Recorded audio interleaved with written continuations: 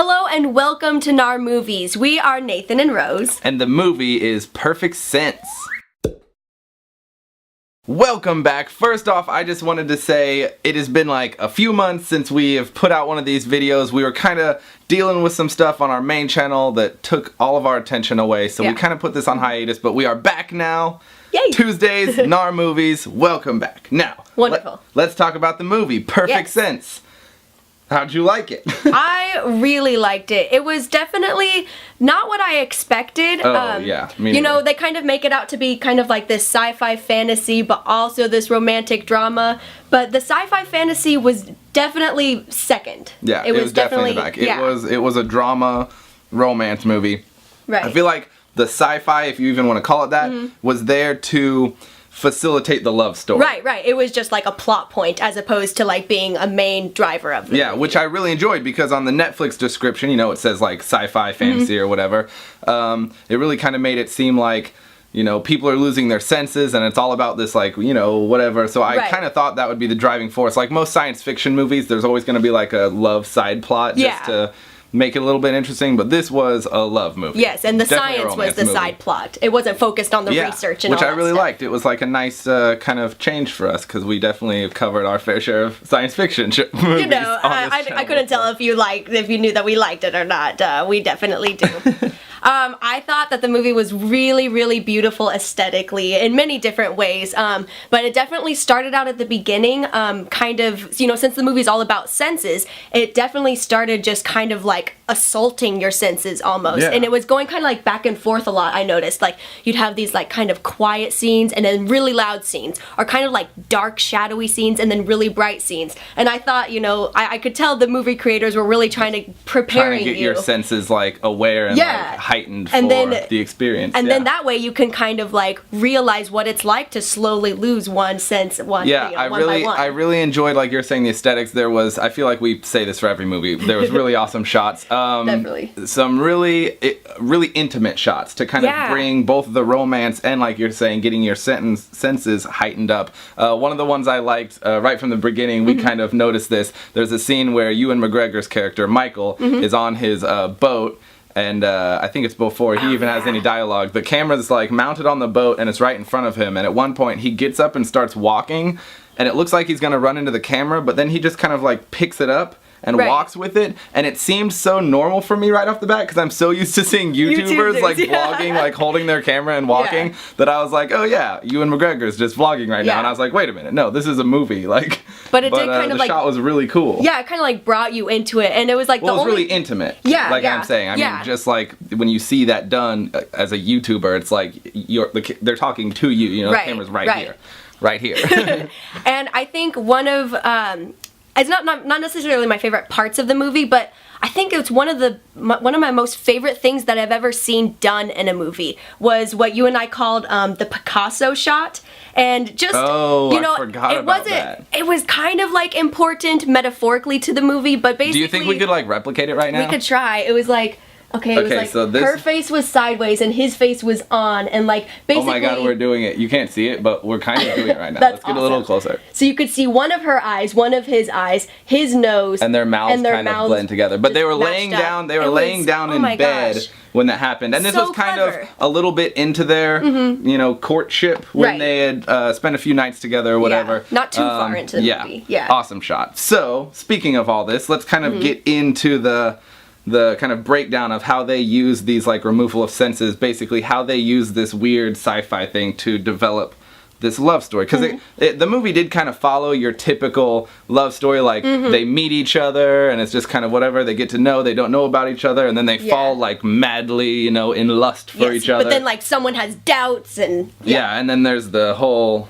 conflict and then the resolution, and so it kind of followed a very typical love story like arc, but it was kind of driven by this ridiculous sci-fi plot of everyone slowly, one by one, losing their senses, which is really cool. What I think is interesting is normally during like the development of like a love or someone's like being in love or a relationship, you start finding out more and more about people and you're able to kind of share more with each other. But for them, they're slowly losing, you know, things that like let them know about the world. And so it's like, it almost made it just like easier for them to just only share in their love emotion. And I think that was one of the big driving points of the movie, was just kind of like, you know, taking like bits and pieces of the world outside you and all that being taken away, and what's left. And like, it's just you two left. And that actually gets, that idea is echoed at the end of the movie when they finally lose vision and you just hear her voice. I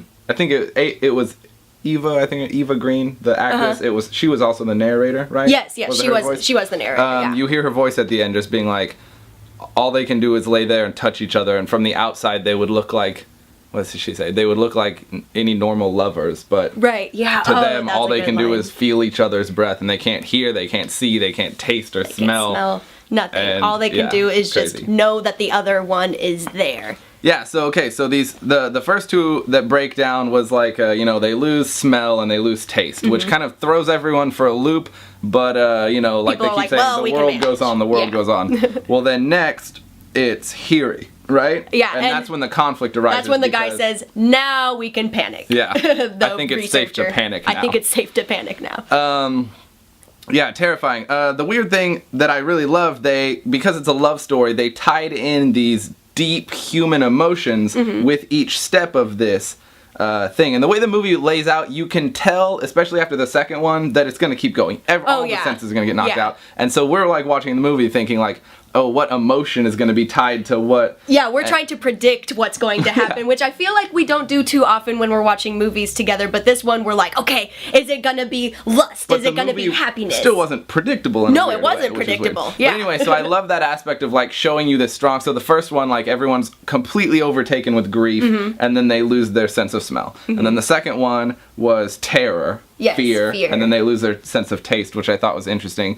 The third one is intense anger, and then they lose their hearing, and that anger develops the conflict because they have doubts like, oh, I only, Susan, Eva Green's character, says, oh, I only seem to date assholes, but this guy's different, because Michael was different. He's like super nice guy. Right. Super cool. Kind of assholey, but like in the lovable way. Yeah. But then, you know, he got taken over by the disease and everyone gets angry. So I kind of thought the conflict was a little weird. Through his anger, like he gets angry, she needs to get out of there. Then she gets angry and is angry at him. But once that disease goes away, you'd think the conflict would have resolved itself. Like, oh, he was only being mean because everyone gets really mean to us. Like some people are out there killing people and beating each other up. They show scenes all around the world of like such violent attacks. And he managed to... He didn't even like hit her. Yeah, he managed to like kind of destroy his apartment, but deflect any kind of negative, you know, violence or whatever towards her, which kind of, I don't know.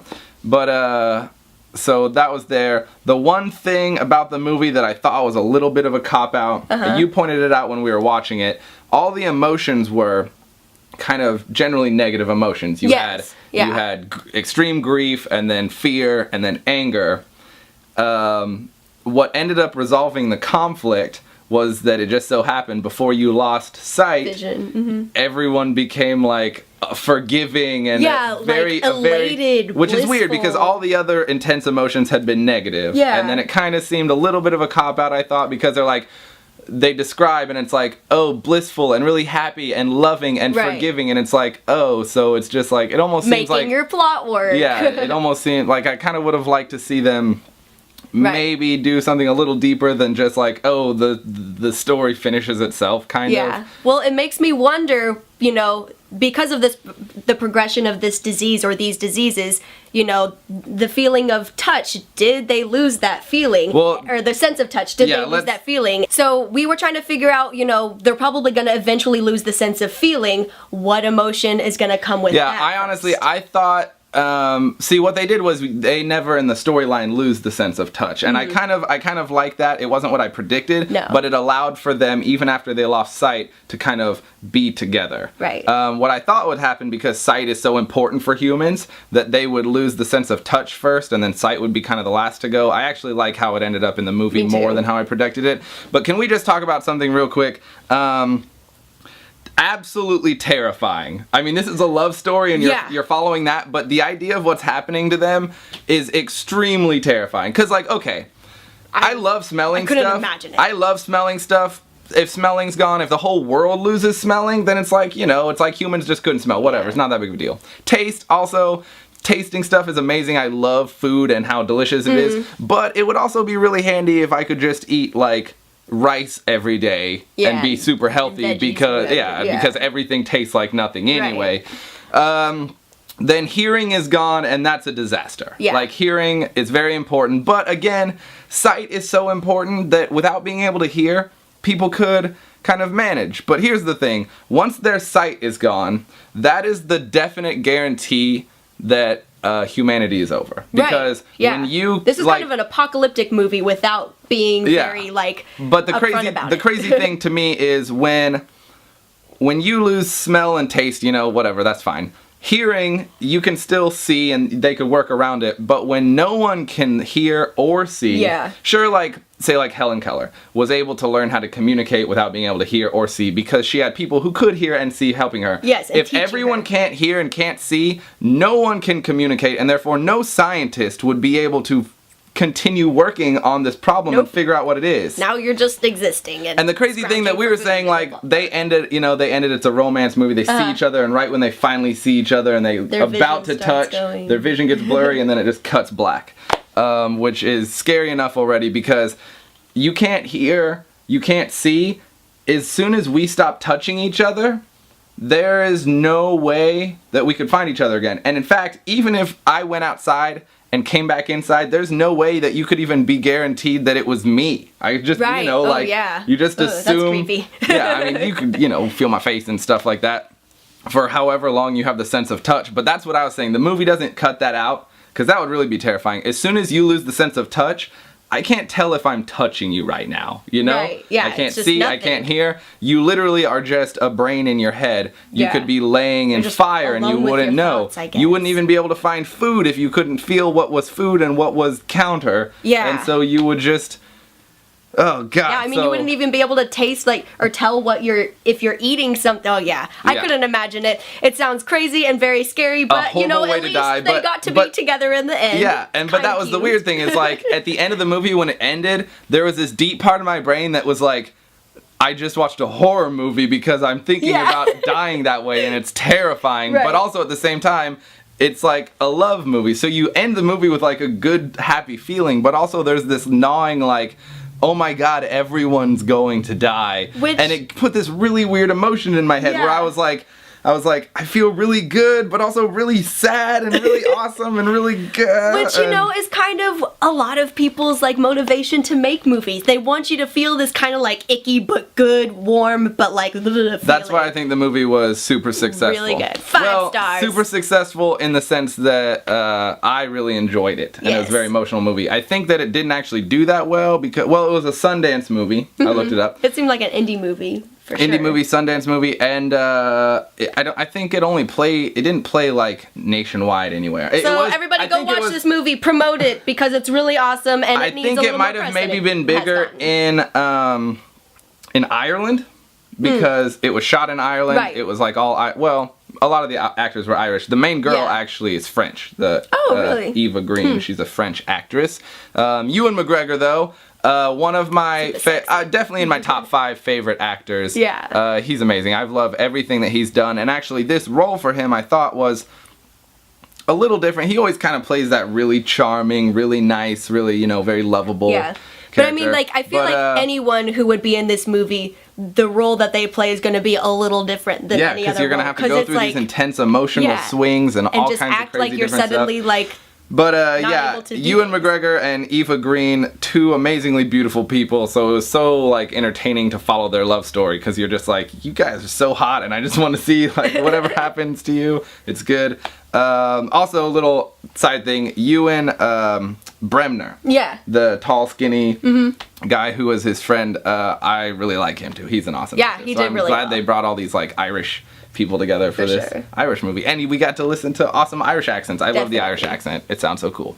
I don't know. What else? You got anything else? If you could lose any 2 senses, which would they be? Leave a comment below about it. I think smell and taste for me. It's true. I mean, I love smelling, I love tasting, but touch, they don't, sight, and sound are they don't tell way you about so the world important. as much. Yeah. They just more so tell you about what you're ingesting. Make sure you're not like eating poison or something. Exactly. But I think I It's could figure important, that but out. yeah, we're smart enough to know otherwise. But yeah, let us know in the comments your most important sense. Or if you had to pick one sense to lose. Actually, let's cut out the 2 cop-outs. If you had to lose sight, sound, or feeling, if you had to pick one of those to lose, let us know in the comments. I think that's fascinating.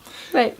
Well, thank you for watching. Yeah, Don't forget thanks so to much. like this video and subscribe if you haven't. And we'll see you guys next Tuesday. Yep. Bye. Bye.